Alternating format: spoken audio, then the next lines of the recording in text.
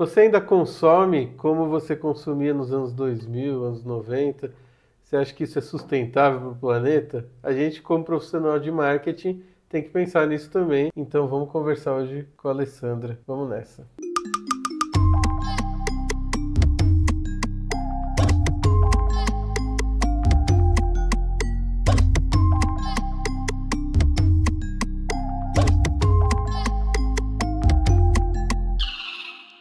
Bom, esse é um tema que eu não entendo nada. Eu adoro esse tipo de podcast de temas que eu não sei nada de nada, né? Que é consumo consciente. E eu trouxe minha amiga aqui, obrigado, viu, Alessandra Carvalho, professora universitária, mestre em hospitalidade. Ela atua e estuda, né? E dá aula sobre uma área que eu já falei que eu não entendo, mas eu acho que todas as áreas precisam pensar, né? O ESG, a sustentabilidade. E a Alessandra, ela fala especificamente de consumo consciente. Só que o mais interessante é que ela fala com propriedade, né? E ela pratica na vida dela isso e ela dá aula de marketing. Então, às vezes parece oposto para algumas pessoas o consumo consciente e o marketing. Ah, não, o marqueteiro ele tem que estimular o consumo desenfreado. Não, quem disse isso? A gente tem que atender necessidades, né? E hoje a necessidade do mundo e das pessoas é o consumo consciente. Então, ninguém melhor para falar disso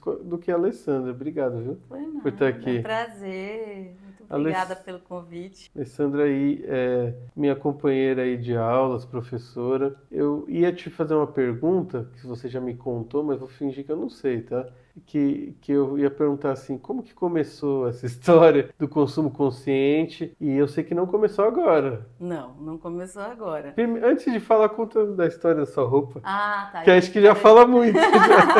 Eu já vou começar me apresentando aqui como uma mulher cisgênero branca, né, que usa aquilo que prega, né, não em 100%, né, do tempo, porque seria impossível, né, como trabalhadora CLT, mas que procura aplicar na minha vida cotidiana os elementos que eu prego aí para os alunos. E aí eu vim especialmente vestida com um blazer que eu tenho desde os 18 anos, fique não claro. Parece, eu tô vendo ao vivo, tá bem cuidado. E que faz parte desse meu processo de entender o consumo como uma parte relevante de quem eu sou, né? Obviamente que a gente segue algumas tendências, que a gente quer consumir determinados modismos e tal, mas eu procuro incorporar no meu consumo elementos sustentáveis, né? Então aqui é uma roupa de fibra natural, mais durável, que é o que eu priorizo, mas também a gente usa tecidos sintéticos porque faz parte aí do processo ainda de transformação. E eu ia contar que eu vim toda preparada num colar que é feito de PET e uma calça que já foi reciclada, ressignificada aí de acordo com o meu peso, que foi oscilando aí ao longo do tempo, e já tem aí para mais de 10 anos a calça, 11 anos de sapato e por aí vai. O óculos é novo porque o grau mudou. Tem como. Mas o problema não é consumir. É consumir conscientemente, né? Com responsabilidade. E também não tem problema consumir fast fashion também, né? Se for da sua blusinha, tudo bem, fast fashion, né? Fast fashion. Mas assim, como começou sua trajetória? Então, nos 19 anos você já pensava nisso ou não? Não, Não foi foi por um indo, acaso. né? Então, tem algumas coisas interessantes, né? Quando a gente vem de uma família que não tem tantos recursos, a gente percebe que a questão do consumo durável é uma necessidade. Então, a escassez, ela é propulsora do não consumismo, por falta de opção mesmo, Exatamente. né? Então, é uma coisa interessante. E se a gente voltar, não exatamente da minha história, mas da história da humanidade, por que os povos primitivos e depois os indígenas, acho que eu nem coloquei isso como pauta aqui para a gente conversar, mas a ideia é que a gente eles consumiam de acordo com a necessidade e com a disponibilidade. Então, ser sustentável já fazia parte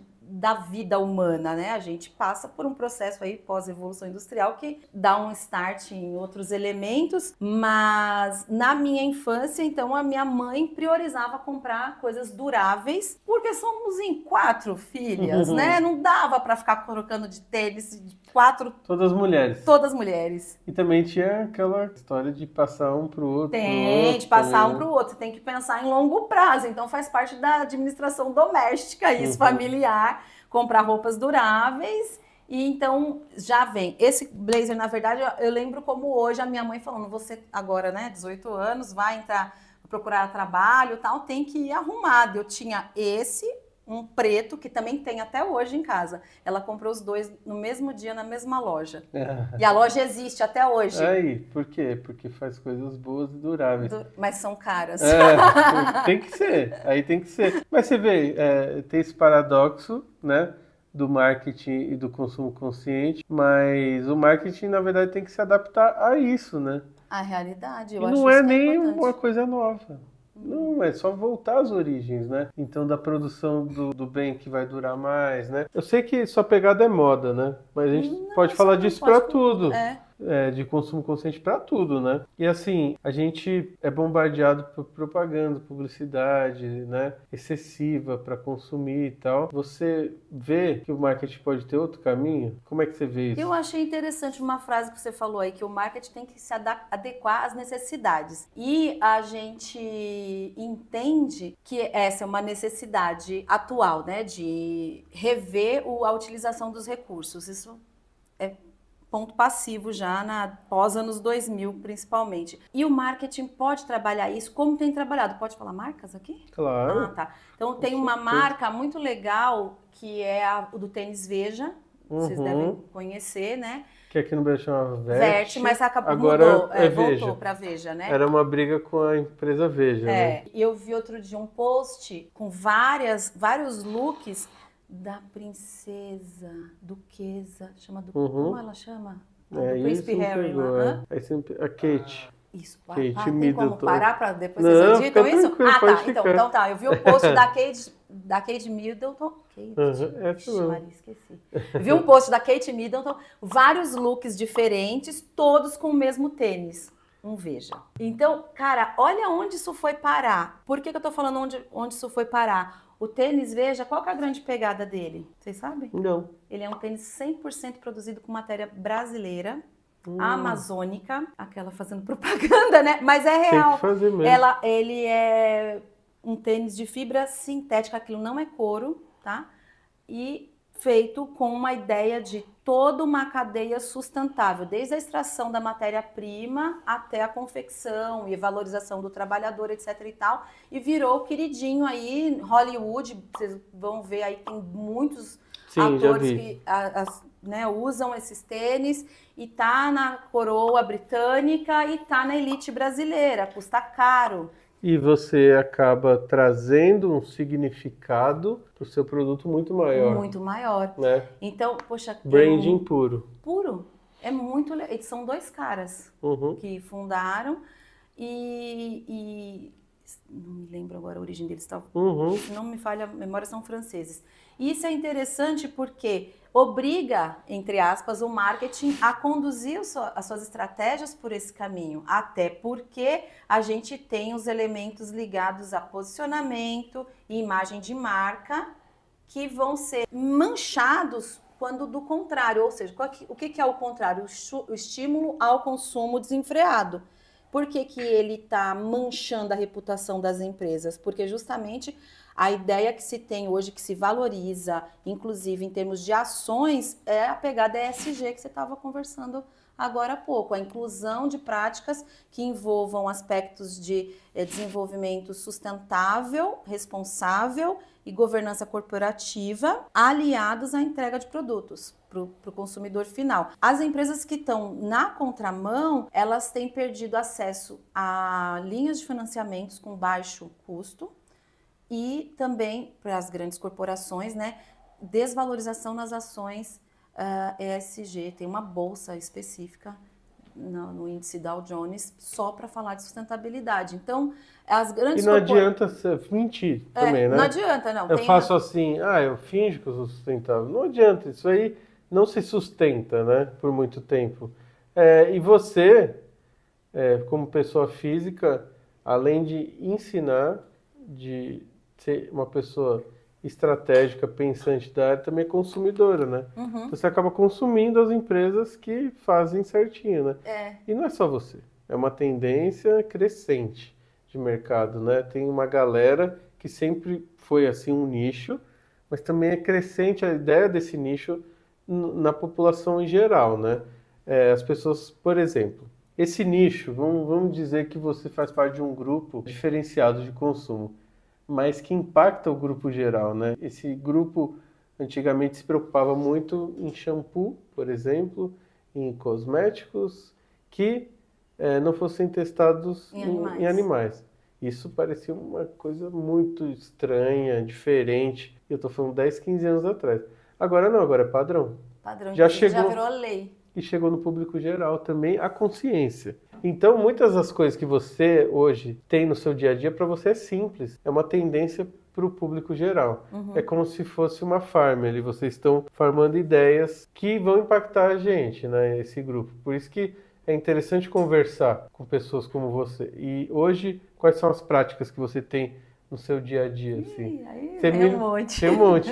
Mas você me falou de separar... Separo, né? Todos os resíduos da minha casa. Então, primeiro que a gente tem não uma é só facilidade... reciclado, não, reciclável tem a e questão da coleta seletiva, que não é acessível para todas as residências, mas a principal, acho que é separar aí um que é orgânico e não orgânico. E dentro do que não é orgânico, eu tenho várias separações em casa, né? Que é a tampinha que vai para uma ONG que faz potinhos para animais, para uma ONG que cuida de animais e faz os potinhos para alimentação e bebida, como é que fala? Para água.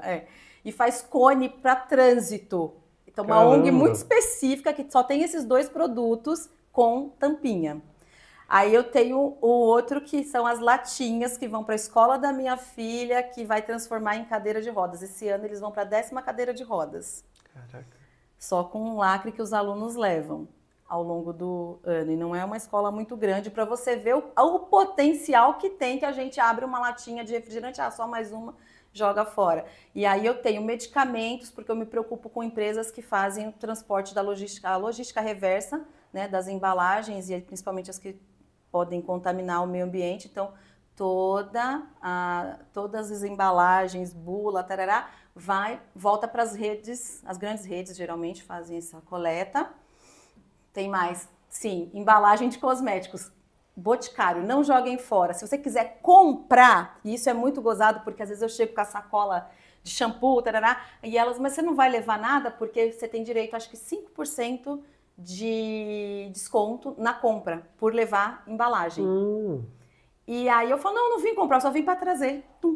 Não quero comprar nada, não compro. No mesmo tá tendo desconto, mas eu não estou precisando de nada, eu vou e deixo lá as embalagens. E as cápsulas também, que é um grande dilema, né, que a gente discute muito, né, nos fóruns aí sobre sustentabilidade, da insustentabilidade das cápsulas, mas elas têm potencial para reciclagem e tem pontos de coleta específico no Pão de Açúcar, por exemplo. Cápsula do quê? De remédio? De café. De café. Ah, tá. Pensei que você estava falando de remédio. Não, cápsulas de café. Exatamente.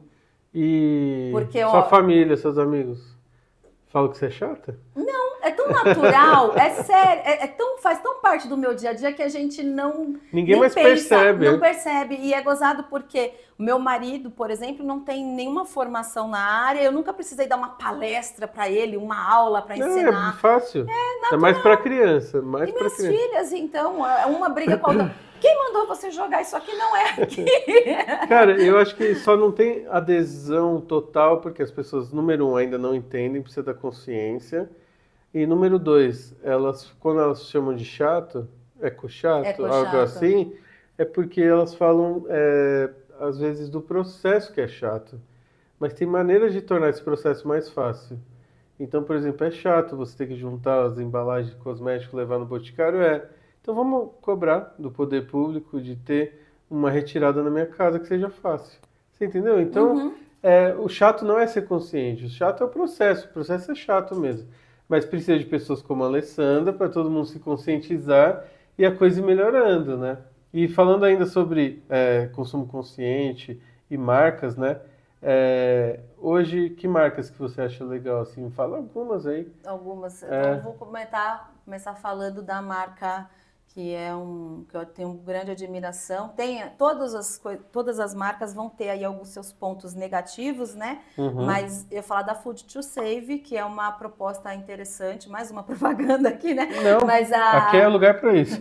Mas a Food to Save tem uma proposta de redução de desperdício de alimentos, então a ideia deles é cadastrar negócios para torná-los como impacto social e distribuir aqueles alimentos que seriam, né, desperdiçados com custo mais baixo. Então, é uma plataforma que conecta consumidores com produtores de alimentos, e aí eles começaram mais com restaurantes, né, aquela sobra de comida que não vai para o dia seguinte para fazer as marmitinhas e tal. E hoje eles já abrigam aí grandes marcas dentro da plataforma, então que expandiram bastante e tem inclusive frutas, legumes. Então dá para você fazer uma feira. Cara, expandiu muito, né? Eu vejo em todos os lugares agora isso. Principalmente padarias, chegaram em quase todas. Pô, eu adoro comprar. Já vai comprar o pão, já pega uma sacolinha, faz um lanche diferenciado. Exatamente. Congela aquilo que de repente sobrou para não estragar. E de influenciadores também, você acaba seguindo influenciadores, Sim. né? Além de marcas,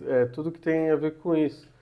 Tem mais iniciativas, você acha legal? Nossa, acho que tem muitas legais. Acho que tem vários, como você falou, perfis de consumidores aí, então tem para trabalhar até desde um consumidor mais simples que tem menos acesso à informação, que talvez seja o Equaliza, menos um lixo, que são perfis que tem no Instagram que dão dicas práticas do dia a dia, que a gente pode colocar aí para rodar no nosso cotidiano. A Laila Zaid, que é uma atriz, né, que ela era famosa, assim, fez trabalhos na Globo, e também fala do dia a dia dela como mãe, nas festinhas, no ambiente escolar. Então, eu acho que traz aí algumas referências positivas para a gente colocar em prática. E de grandes marcas, eu colocaria aí, obviamente, Natura, que é precursora na embalagem refil, desde os anos 80, em 1982, para ser mais específico, e pela escassez. Não era um projeto de sustentabilidade, né, a ideia de, vamos preservar o uso do plástico, não. A ideia era como otimizar os recursos da empresa. E ele criou a embalagem refil para tratar desse tema e depois virou o grande mote da existência da empresa, né? Então, todo o trabalho, não só com as embalagens, mas com a extração de produtos naturais aí da nossa floresta amazônica, que viraram referência para a marca, e dentro da empresa, porque aí vem um outro tema, você que gatilha o tema, mas eu vou puxar essa história, porque a Natura não é famosa em sustentabilidade só por causa das questões ambientais, mas sobretudo sociais. Então ela tem um trabalho de valorização do público interno muito relevante, de capacitação e progressão de carreira para os funcionários. Eu acho que isso vale muito, me toca muito saber de uma empresa que valoriza os seus funcionários. Eu prefiro consumir marcas que eu sei que o cara que trabalha lá foi bem recompensado por aquilo que ele está me entregando, né? Pelo que ele participou ali do processo. Eu lembro da época do cancelamento, foram 3 épocas, do Carrefour.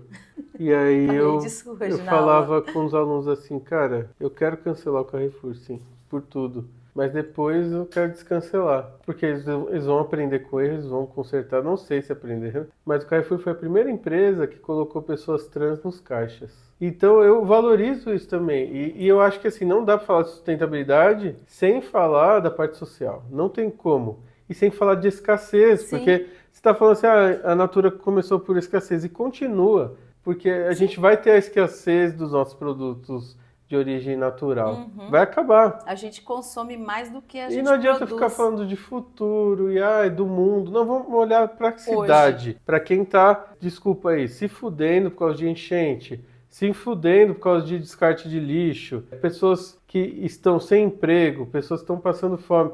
Que estão morrendo por causa da crise climática. Isso é sustentabilidade, caramba, pelo amor de Deus, né? Essas ondas de calor na Europa aí matando pessoas a rodo. Exatamente. Isso aí tem uma origem. Exatamente. Então, não adianta pensar, é o futuro, é uma coisa muito longe. Não, é aqui e agora. E eu acho que trazer o lado social é essencial. Não adianta, porque eu me lembro um tempo atrás que essa parte de sustentabilidade focava só na natureza. Então, parece que é isso. Não, e é animaizinhos, não, mas o ser humano é a natureza, e o social também. A hora que junta os dois, aí faz muito mais sentido, cara. Muito mais sentido. Você perguntou sobre marcas, eu vou falar também dos institutos. Posso? O Instituto Ethos, né, quando eu comecei a estudar a respeito de sustentabilidade, isso lá em 2003, eu conheci o Instituto Ethos, né, que é uma referência para orientação de práticas de gestão sustentável, e achei muito interessante porque tinha uma lista, como se fosse uma lista para auditoria, que davam tópicos que as empresas deveriam seguir para se tornarem responsáveis social e ambientalmente. E eu calculei na época, a quantidade de tópicos, 50 e poucos %, eu não lembro exatamente agora o poucos, mas mais de 50% era público interno dos tópicos. Quando eu ainda estava começando, eu fui com aquela relação de preservação da natureza, e não era necessariamente da natureza. Não existe cuidar da natureza sem cuidar das pessoas. Como você disse, a gente é a natureza. E é muito importante também falar desse tema de descancelamento, porque não é uma cruz que prega a marca e fala assim, ela não quer estar ali naquela cruz, né? E ela tem o direito também de rever os seus processos. O Carrefour, em termos de inclusão social, ele já vinha trabalhando isso há muitos anos. Sim. E isso é muito à frente dos seus concorrentes, por exemplo. E, cara, é muito complexo isso. Eu sou a favor tanto do cara que vai lá protestar no Carrefour e quer quebrar tudo, eu sou a favor. Também sou a favor de descancelar a marca também. É meio ambíguo, porque eu sei que a marca vai continuar existindo. E eu sei que a marca emprega pessoas. E no momento que teve a maior crise, o meu aluno trabalhava no marketing. E ele não aguentava mais falar sobre isso. Ele pedia para nem falar em aula que ele era do marketing do Carrefour, sabe? Ele falava, professor, eu fico chateado porque eu tô o dia inteiro trabalhando aqui dentro. Eu sei que a gente não é assim. Eu falei, mas todo mundo é racista. E vocês são racistas? Sim. É isso que vocês têm que admitir, eu falava para ele. Sim, nós somos e a sociedade é racista. E vamos junto melhorar. Acho que esse seria o melhor caminho. Eu acho que foi o que eles fizeram, junto com o Ministério Público também. O Ministério Público ajudou na época, né? Sim. A fazer o termo lá de ajustamento de conduta, acho que é isso, né? E ajudou muito. Mas eu queria voltar um pouquinho mais para fazer sentido com o que a gente está falando agora. O seu caminho foi estudar a parte de turismo. E aí você pensa assim, turismo... O que tem a ver, né? Mas tem tudo a ver. Porque hoje você entende melhor isso. Hoje eu estava lendo uma matéria sobre os Airbnbs em Paris. O grande problema que está acontecendo lá. Hoje você entende o quanto que o turismo ali, por exemplo, em Cabo Frio está estragando a cidade. Né? Fernando de Noronha, a gente sabe alguns casos. Porto Seguro. Exatamente. Ubatuba, eu acho. Não, Ubatuba, tem a outra ilha que fica próxima, que cobra, que cobra agora, por exemplo, para ir aqueles motorhomes. Porque você acha muito legal, você acha lindo, você vê no TikTok, pô, viver de motorhome, que legal. Mas o impacto ambiental? Tem muita gente em motorhome agora. E aí você pensa isso lá atrás, cara. Foi em 98, 2000, né? Que você começou a estudar, você fez bacharelado em turismo. Você é mestre em hospitalidade, que também turismo, gente, turismo e marketing também é muito parecido, a maioria das coisas, né? Eu fiz 6 semestres de marketing. Então, exatamente. Então você tem propriedade para falar disso, mas como que você ligou isso lá no início da sua carreira e no mestrado? Eu achei muito interessante, né, quando as aulas que davam conta de planejamento turístico, geografia e turismo, que despertaram a ideia assim, porque eu entrei no curso com a intenção que tem que vender o lugar para girar a economia. Quando eu vejo que não. Você é marqueteira já. Já era, né? né? E aí a gente percebe o seguinte, eu levo pessoas para um lugar, puxa, que fantástico, movimenta economia, as pessoas vão ter emprego de várias áreas diferentes e tal. Só que aí, a hora que aquilo passa a perder o interesse turístico, para o turista é isso que você falou, é tudo muito lindo. Ele pega suas coisinhas, sua mochilinha, sua malinha, migra de destino e aquilo que está acabado, primeiro, vai demorar muito tempo para se reerguer e as pessoas que estão lá vão para miséria, né? Quer dizer, vão ficar sem emprego, ou tem que se mudar, quer dizer, não é interessante. E aí eu lembro da frase de um professor que falou para mim, assim, olha como a educação marca, né, a gente, que uma árvore em pé valia muito mais do que ela derrubada, que quando as pessoas entendessem isso... Antigo, né? A gente está entendendo agora. E aí né? a gente está entendendo, porque o lance é o seguinte, por quanto tempo eu posso mostrar essa árvore, né? Um pau-brasil, por exemplo, que hoje em dia não, né, quase não tem. Por quanto tempo eu posso mostrar essa árvore? Muito tempo. E por quanto tempo eu uso o dinheiro dessa árvore derrubada? E quantas pessoas vão usufruir desta grana? Por um curto tempo e para poucas pessoas. Não faz sentido. E aí eu achei aquilo muito mágico. Eu falo, nossa, para que todo mundo vai para Porto Seguro, todo mundo de uma vez? E eu lembro que eu fui novinha e tinha lá a tal da Lagoa Azul, que eu cheguei lá, tinha barro. Porque tanta gente já tinha pisoteado a Lagoa Azul sem gestão, sem planejamento. E não sobrou a Lagoa Azul para os próximos. Eu era a próxima. E eu fui lá e eu paguei por aquilo, meus pais pagaram. E aí agora não tinha. O que eu fui fazer lá? Eu perdi um dia de passeio, quer dizer, curtia, né? Porque era jovem e tal. Mas tudo isso que os professores foram me falando me despertou interesse. Cara, eu quero trabalhar com isso. E aí eu fui fazer estágio, né? Com a natureza, e Paraty, por aí foi. Sabe que eu tive legal. um choque de realidade quando eu fui para Paris. Pode parecer muito chato, o cara foi para Paris, isso aqui, mas é bom falar isso, porque Paris é a maior cidade turística do mundo. É a primeira. Capital do turismo, né? Paris tem uma coisa que me incomodou muito. Eu converso com o meu amigo que mora lá e tal, que minha prima, Aline, ela mora lá junto com esse amigo, né? E eles têm a vida deles ali em Paris. E eu vivi com eles. Pouco tempo, mas eu vivi a vida deles. E eu vivi a parte turística. E não é a mesma cidade. Não. Assim como Salvador. Tem as baianas, aí eu falei pra Jéssica, né, minha esposa, eu falei, Jéssica, essas baianas aqui são tipo Mickey Mouse daqui? É tipo uma Disney? Porque pra mim, que eu sou de religião afrodescendente, eu não gostei daquilo. Porque só uma maquiagem. As baianas... Ah, aquela ali é uma baiana. Tá, mas o que é uma baiana? Você sabe o que aquilo representa, aquela roupa, aquela guia? Então, eu acho que, assim, essa cidade, Paris, Salvador, as grandes capitais turísticas e tudo mais, elas simulam, né? E elas também estão muito dependentes de um tipo de turismo que lá em Paris tem aquele turista clássico japonês com a máquina assim, ó, fotográfica, sabe? Que você vê nos filmes. E o americano que pega e joga um negócio no chão. E eu fico falando assim, cara, estão tão dependentes disso, estão tão nesse círculo de dependência. Até as cidades turísticas religiosas do Brasil, você vê Aparecida do Norte. E aí você vê que, cara, tá destruindo a cidade. Já destruiu. E o legal do turismo é você viver a cultura. Exato. E aí eu vivi com a minha prima. Lá no bairro, como que é um cara... A vida do e eles dia a odeiam os dia. turistas, né? Os parisienses, vai. Odeiam os turistas. E você vê nessas cidades também, por exemplo. Você vai para Porto Seguro, daí tem um lugarzinho ali, turístico. E o resto da cidade? É muita E pobreza. eles odeiam, ou eles trabalham com turismo. E é pobreza. Você falou da minha trajetória. Quando eu chego na hospitalidade, uma das coisas interessantes que liga com o que a gente conversou até agora é que uma cidade, para ser hospitaleira de verdade, ela primeiro tem que ser hospitaleira para quem vive nela. Boa. Ela tem que ser acessível, ela tem que gerar identidade com quem mora lá e ela tem que ter legibilidade desse morador. Vou dar um exemplo, você vai gostar. Curitiba. Ninguém gosta de ir para Curitiba, acho que não é uma cidade turística, mas eu acho super legal, já fui para lá. E é uma cidade boa para quem vive, é uma cidade sustentável. Curitiba tem que ser modelo para tudo no Brasil. É encantador, né? E assim, a gente está falando tudo isso, mas não falou do termo. O que é greenwashing?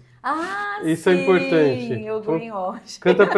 Conta pra gente que isso vai virar um corte. O que é greenwashing? O greenwashing é uma prática que as empresas adotam para maquiar, né? É uma maquiagem verde. Ela dizer que faz alguma coisa em termos de sustentabilidade que ela de fato não pratica. É a distorção entre teoria e prática, ou discurso e prática, né? E aí tem vários exemplos. Tem um erro icônico da Volkswagen, né, que com uma caminhonete, agora eu não me recordo o nome, mas ela maquiou aí a quantidade de emissões de gases dessa caminhonete para poder passar no crivo.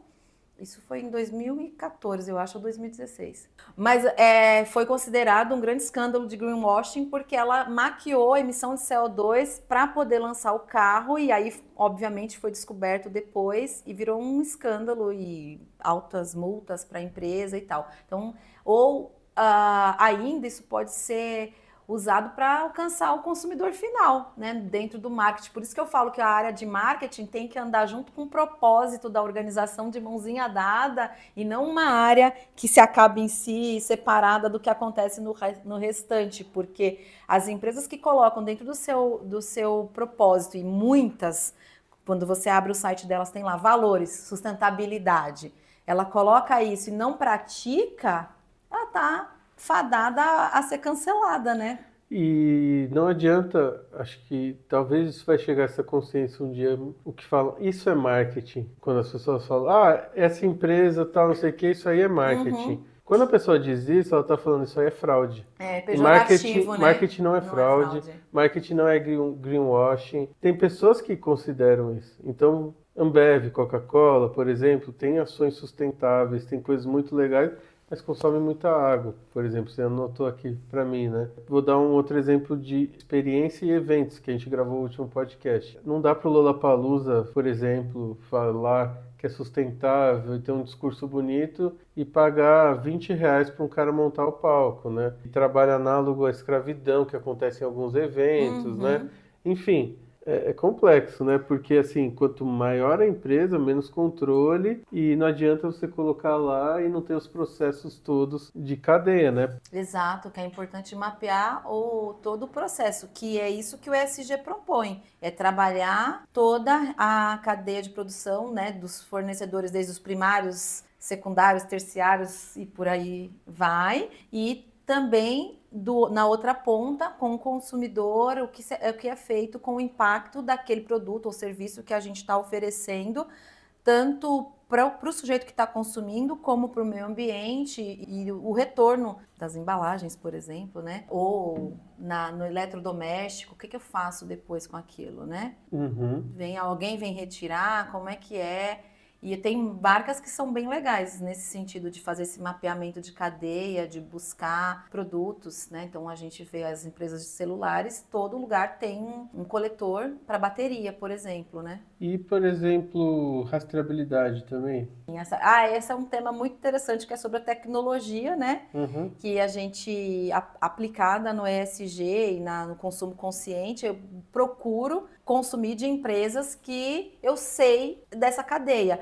E eu acho que eu até já citei aqui sobre a Sadia, né? Que tem vários senões, dava pra gente também fazer um podcast só por isso, mas hoje a gente consegue comprar 1 quilo de frango e saber de que sítio veio aquilo, como que foi o processo de transporte, quanto emitiu de gases naquele CO2, né, gases nocivos naquele processo. Então é bem interessante e outras empresas também adotam esse sistema de trabalhar com a rastreabilidade, especialmente as que se colocam como sustentáveis, né? E, Alessandra, o que é upcycling? Upcycling são as roupas, quando a gente dá um novo destino para o resíduo têxtil, por exemplo, né? Então, tem aí várias marcas, e gozado que é interessante, tem muita marca no Rio de Janeiro, de pequenos produtores, que trabalham com ressignificar aquilo que seria descartado. Não é a mesma coisa que um brechó. Não. A moda upcycling... Esses termos são novos para mim, vários que você está falando. A moda upcycling, ela diz respeito a dar um novo uso para. Não é a mesma coisa que reciclagem, né? Mas dou um novo uso. Por exemplo, tem um cara muito legal, me fugiu agora o nome, ele faz bolsas com resto de pneu, câmara de pneu. Ah, tá. E aí, quer dizer, aquilo tudo que ia ser descartado, ele transforma, só que aí, por que tem esse termo assim, upcycling, então, né, pomposo? Tem muito a ideia de, não é só de reutilizar, mas é de uma proposta com design bacana, ressignifica mesmo aquele A Cavaleira material. tinha bolsas de saco de cimento, por exemplo. Sim. Mas eu não acho que isso também pode ser uma coisa restrita. Tem que ser democrático também. É caro, né? Por enquanto ainda é caro pelo volume de produção. Quanto É maior o que você escala... falou, eu sou CLT, tá? Eu faço dentro do meu, do meu braço. Eu posso ir até aqui, né? Eu não posso ser 100% sustentável, Não dá. né? E também não pode ser uma outra coisa. A moda sustentável, o consumo sustentável não pode ser sobre consumir mais. Então, assim, que legal, a gente falando tem muita ecobag que tá dentro da moda upcycling, né? Aí você vai lá e cada vez que compra uma peça, quer uma ecobag nova, e você tem lá um armário com 16 ecobags que você nunca mais vai usar. Não então, é totalmente o inverso. Totalmente o inverso. Não é para você consumir mais, é para você consumir consciente, responsável. Eu preciso daquilo, eu posso comprar. E uma coisa muito importante, né, na sociedade brasileira, que tem aí um abismo social muito grande, é a ideia de você se diferenciar pela moda, né? Então, é interessante a gente usar essa questão do upcycling como um processo também de personalização daquilo que está sendo consumido, né? E você acha que vai vindo do consumidor isso, né? Não vai vir das empresas, né? O consumidor, ele é mais responsável que a empresa, né? Ele vai exigindo, né, da empresa. Exige. Tem uma coisa interessante que você falou, tá mais exigente o consumidor? Às vezes nem tanto conscientemente, mas é uma tendência, né, e está se confirmando quando você vai no supermercado, por exemplo, e vê que 10 anos atrás eu tinha uma prateleira de produtos orgânicos, por exemplo, e hoje você tem uma ala inteira de um supermercado com produtos orgânicos. Eles não iam investir aquilo se não tivesse quem comprasse. Então as pessoas estão tendo mais consciência e estão cobrando isso das empresas e estão buscando esses tipos de produtos, e tem muitas cooperativas que trabalham com esses temas. E eu só não quero que isso vire uma coisa de nicho ou se resuma aos ricos que podem, né? Porque também, voltando a falar de Paris, é muito lindo você ir no supermercado de Paris. Toda cidade que eu vou, eu gosto de ir no supermercado. Eu adoro. Você conhece como eles sacam o comportamento. Exatamente. E é tudo orgânico, é tudo natural, pouco ultraprocessado. É lindo de se ver, né? Mas será que isso vai chegar na América Latina? Será que isso vai chegar pro pobre? Será que vai... Não vou falar de África porque é muito rótulo colocar que a África é rica e é linda. Mas vamos falar da América Latina. Vai chegar aqui pro pobre isso? Esse é o objetivo, né? Eu acho. Dentro de tudo que a gente anotou aqui para conversar, tem um ponto que eu acho que é muito doido, né? Primeiro eu vou falar, escorrer, depois eu vou te fazer a pergunta. Você me falou que você tem esse blazer desde os 8 anos. Aí tem o outro preto. E aí, na hora, eu sou uma pessoa, o que está ouvindo aqui, ele sabe, sou minimalista ao extremo. Ah, legal. Eu sou muito, assim, então, tipo, camisetas pretas, 4, 5 camisetas, não sei o quê. Tipo, muito pouquinho, eu gosto de ter pouco, sabe? Por isso que eu te falei que eu não me imagino tendo uma roupa desde os 8 anos, não só por causa do gordo e emagrece também, que acontece comigo, mas também porque eu tenho pouco e coisas mais simples assim. Eu fico pensando assim, eu falo, então eu não sou sustentável. Não, mas eu sou. Ser minimalista também é ser sustentável, Alessandra? Tem muita coisa para discutir sobre o minimalismo, mas é uma tendência. Eu não sou minimalista, por exemplo. Exatamente. E é muito interessante, né? Mas o minimalismo vem como acho que uma filosofia de vida, de ter aquilo que você precisa, não ter acúmulo. Isso não quer dizer que eu vou consumir menos, aí que tá o ponto, né? Exato. Ser minimalista ou maximalista, porque você pode entrar na minha casa e não ver nada, 2 móveis, eu tenho poucas roupas, eu falar, caramba, esse cara consome conscientemente. Uhum. Não, mas eu posso, eu conheço pessoas, não é mentira, muitas, uma cueca por semana e joga fora. É sério. Não que usa a semana inteira, Sim, não sim, é sim, isso, mas eu entendeu? entendi que Eu toda vou mudar a frase, porque ficou muito estranho. Uma cueca por dia, aí usou, por exemplo, um mês, joga fora, compra um novo. Então, pois é, a gente Você justamente. entendeu o que eu tô falando, né? Sim, isso tem um impacto tão grande. Você sabe que a segunda indústria maior poluidora do planeta é a indústria têxtil? Primeira de alimentos, Não, provavelmente, não? petróleo. Primeiro é Petróleo. petróleo e depois vem a Ah, é indústria têxtil. verdade. Então, se consome muita água para produzir e depois a gente consome para manter essa peça de roupa. É totalmente descabido jogar fora a roupa, assim, é surreal para mim, né? Agora, por isso que eu não jogo a minha fora. E que acaba que eu falo que eu não sou minimalista por isso, porque eu acabo acumulando. Não acaba É. nunca e vai, Mas aí você vai. vê o acumulador e fala, ele não é sustentável. Então é muito Não sou louco. acumuladora, assim, nesse sentido negativo. No sentido negativo, não. Mas é que eu não vou, porque eu comprei, eu ganhei uma Isso. sandália, eu não vou jogar outra fora. Eu circulo, até hoje tem a circulação das irmãs, né? Ainda Ah, tem ainda isso. tem as irmãs, Tem, né? tem ainda, Mas mas doação também é um ato de consumo doação, consciente, sim. E o né? brechó também, né? Brechó. A segunda, e se tornou um negócio. Brechó, Super. muito. Débora Seco que eu diga.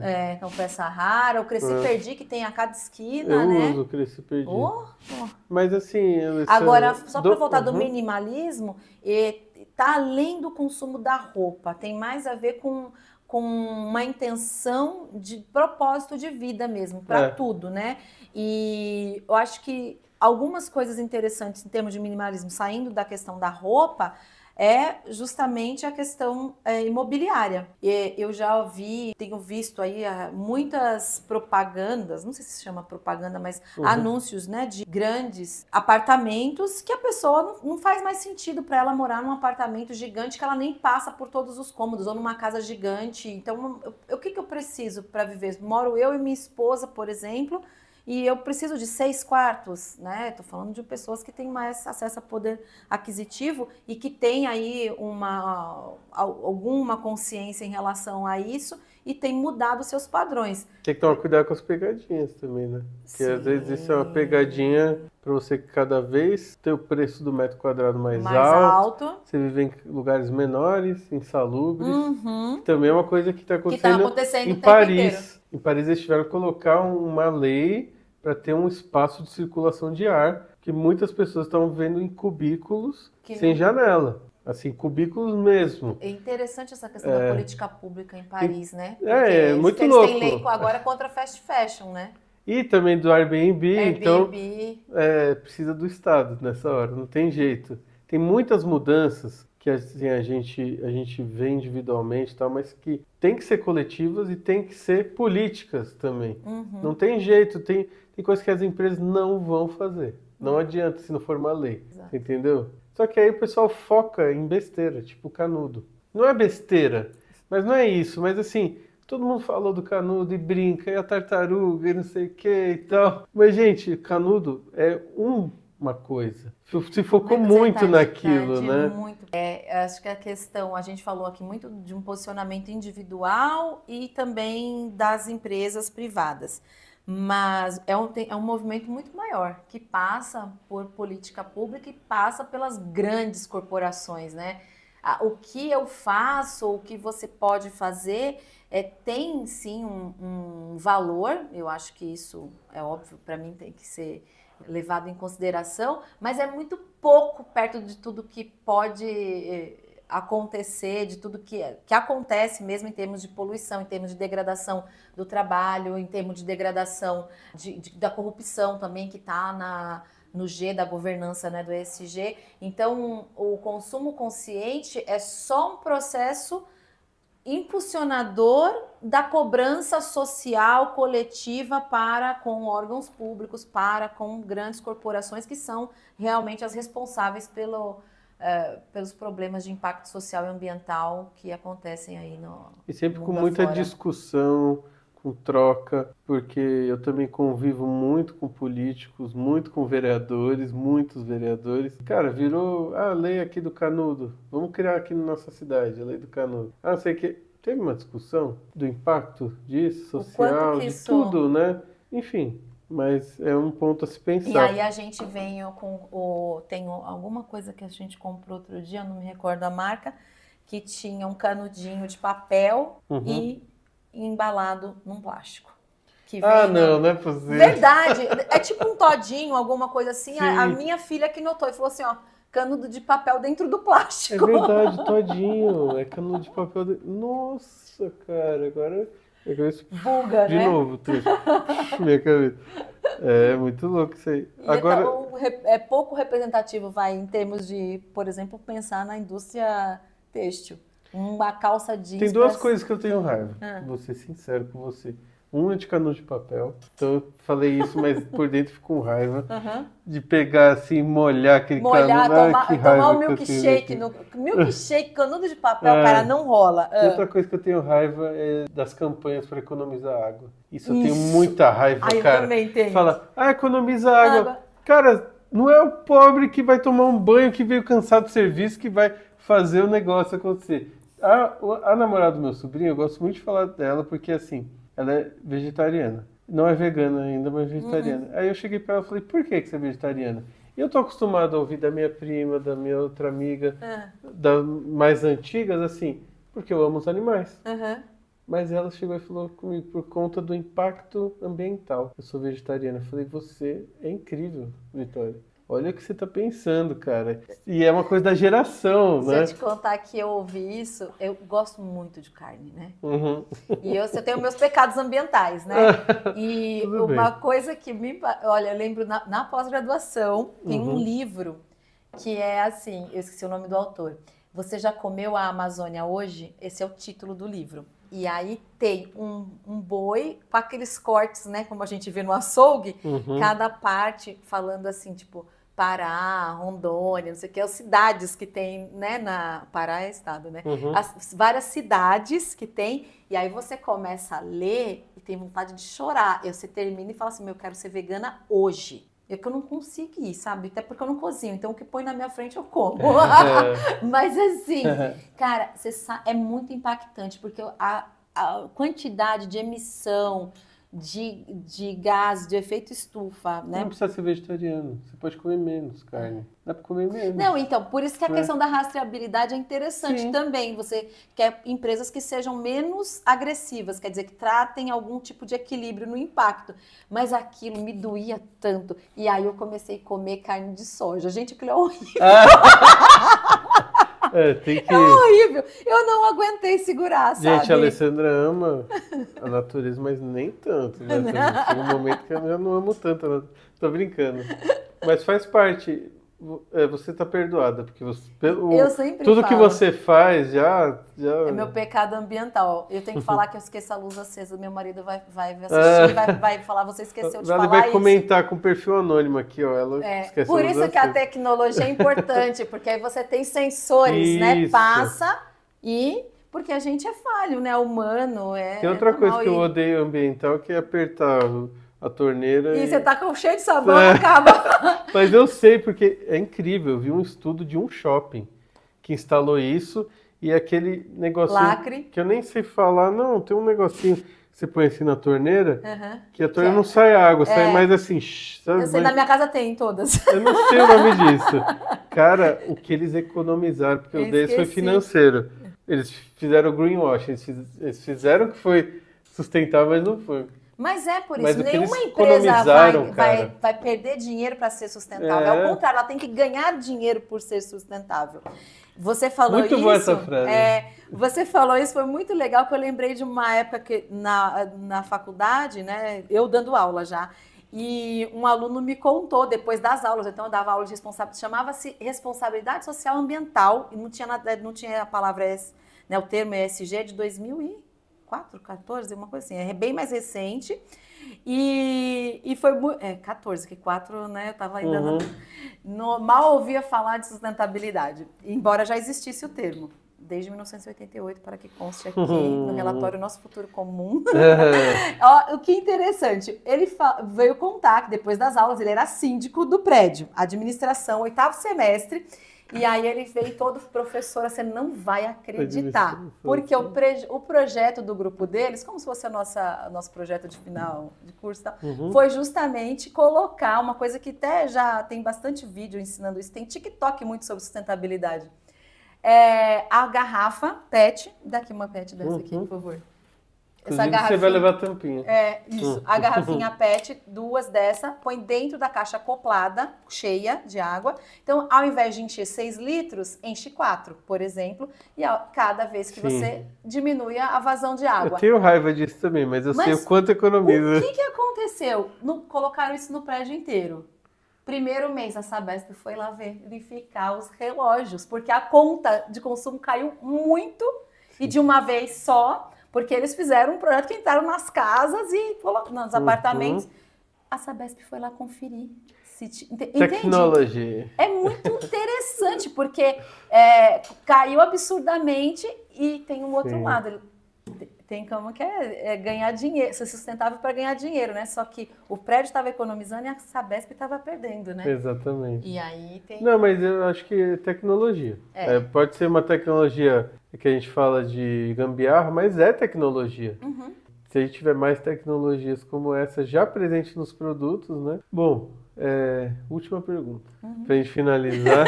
Tá muito bom. Eu fico falando. Não, a gente pode gravar de 4, 5 anos. Mas é possível mesmo ser sustentável no dia de hoje? 100% eu sei que não é, depois desse podcast. Mas o que dá pra gente fazer já como consumidor? Eu acho que tem muito conteúdo, mas eu queria como empresa. Como empresa. Eu que sou aluno, estou aprendendo com você, assistindo podcast. Eu que trabalho agora no marketing de uma empresa, o que já dá para eu fazer já, né? Eu lembro de uma amiga minha que trabalhava comigo, a primeira coisa que ela fazia, que era uma das que chamavam de ecochata, ela falava assim, gente, não vamos mais ter copo descartável aqui. Cada um traz sua garrafinha.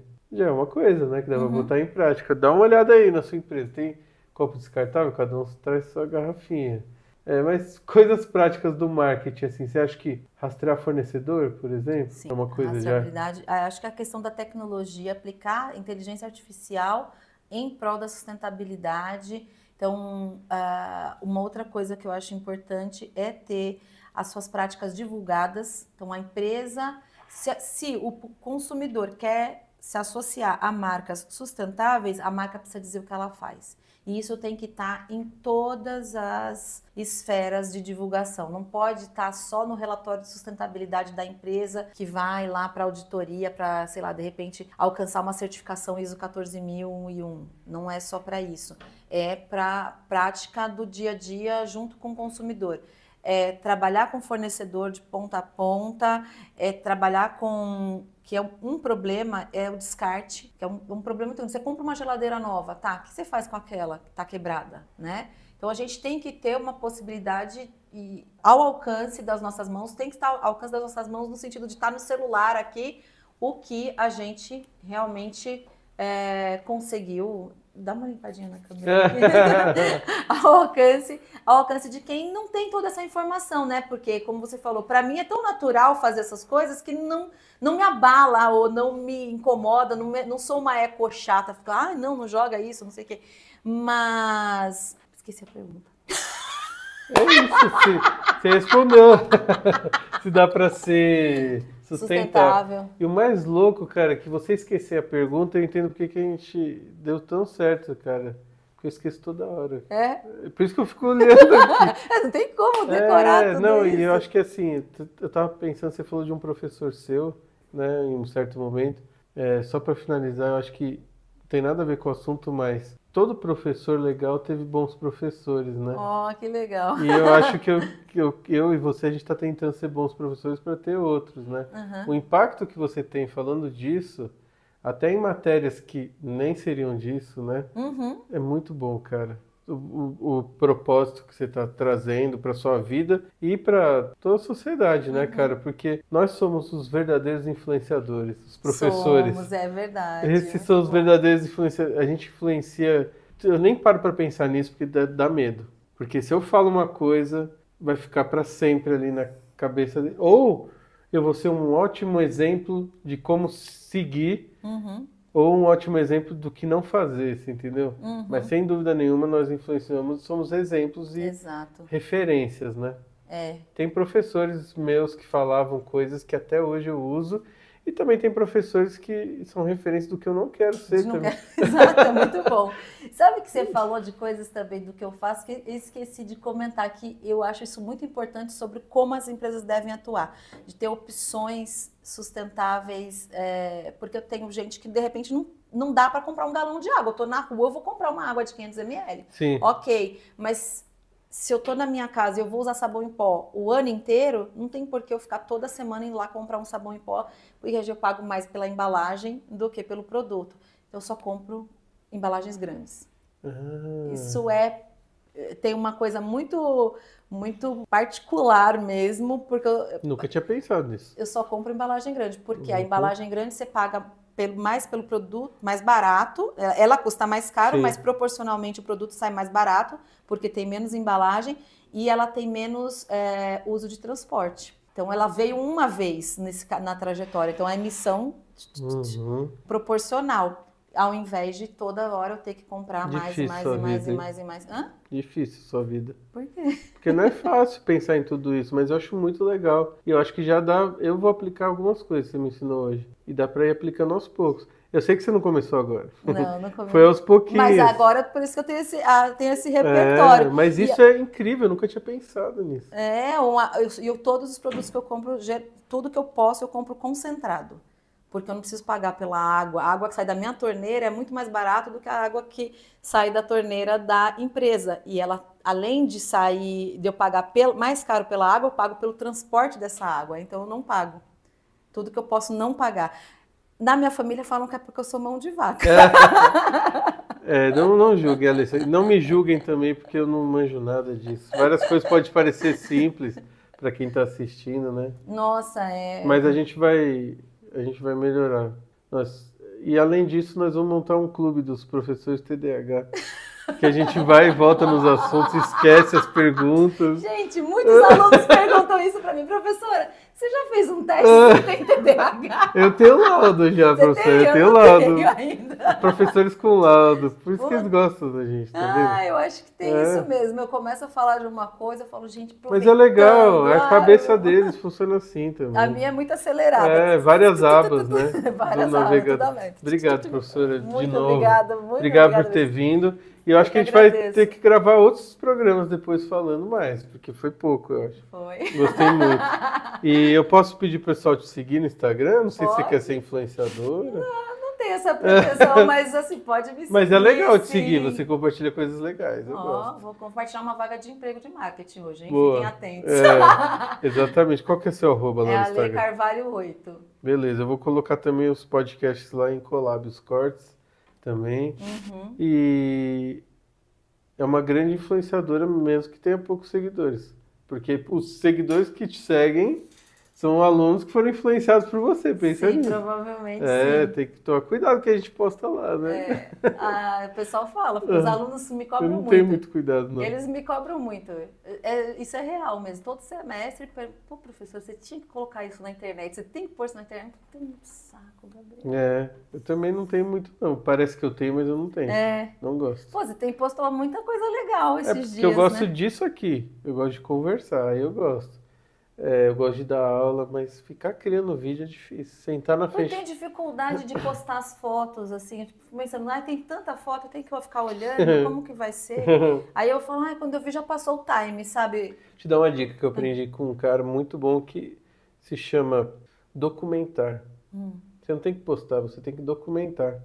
Isso funciona muito. Então, documentar, mas eu não quero documentar minha vida também. Putz, você sabe o que acontece, minha irmã, com todo esse trabalho aí de sustentabilidade e tal, mas eu acho que de pesquisa, de conhecimento e tal, a minha irmã falou na empresa dela, ela trabalha numa empresa de grande porte e tal, e falou assim, putz, a minha irmã ia adorar ter assistido isso aqui, não sei o quê. Aí o chefe dela lá da área de sustentabilidade falou, deixa eu ver.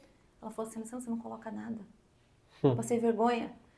Tipo assim, Agora né? você tem esse podcast. Ela falou, você não fala nada que você faz, Alessandra, eu coloquei que você foi não sei o quê. Aí o cara me ligou Uhum. para saber, para conversar comigo e saber se eu queria depois bater um papo com Inclusive, eu ele. posso te indicar como consultora, não posso? Para as Pode, empresas né? aí, ó. Consultora também, não só professora, né? Pois é. O melhor tipo, Compartilhar, né, um eu acho que o pouco. melhor tipo de consultoria é do professor, modéstia à parte. Eu também. Obrigado, viu, Alessandro? Obrigado por Obrigada. estar ouvindo, assistindo. Muito Qual que é o obrigada, nome das gente. suas filhas, não? Sofia e Heloísa. Um beijo para Sofia e para Luiz que está assistindo até agora, eu tenho certeza. Muito fofa. E aí elas vão assistir pelo YouTube, mas também pode ouvir pelo Spotify, que a Alessandra também ouve muito com o podcast dirigindo. Tem muita gente que ouve a gente também no transporte público, eu acho muito legal isso, porque é o jeito que eu consumo. Eu É sou no assim, no caminho caminho, também, né? Mas também eu gosto de parar e ver na TV, então tem todas essas maneiras. Tem também o nosso grupo no WhatsApp, canal de notícias, que a gente posta os podcasts e posta notícias de marketing no geral, né? Participe também. Valeu, um abraço. Tchau, tchau. Obrigada.